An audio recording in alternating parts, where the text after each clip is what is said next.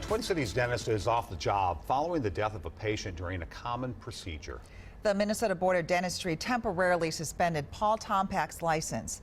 The decision comes after 17-year-old Sydney Gallagher went into cardiac arrest while having her wisdom teeth removed and later died.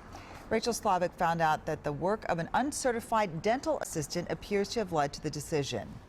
In a 3-page document, the Minnesota Board of Dentistry outlines the reasoning behind temporarily suspending the license of Dr. Paul Tompak. Tompak, whose dental offices are located in Edina, hasn't been able to practice as a dentist since January 29th. The decision comes following the June procedure when Tompak removed 4 wisdom teeth from 17-year-old Sydney Gallagher. Near the end of the procedure, the teen started convulsing and later died. According to the suspension order, Tompak, quote, failed to provide appropriate oral surgery care. The board's executive director wouldn't go into specifics, but said the order is the result of an uncertified dental assistant's involvement when Gallagher received anesthesia.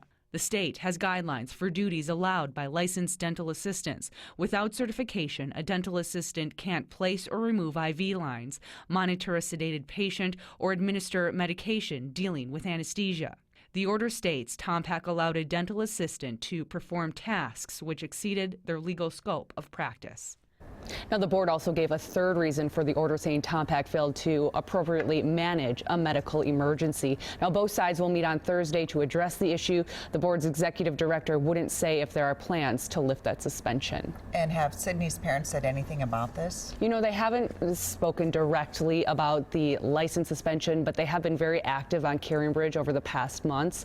They write that they continue to honor Sydney through random acts of kindness and a memorial swimming pool for that talented athlete that she was. All right. Thank you, Rachel.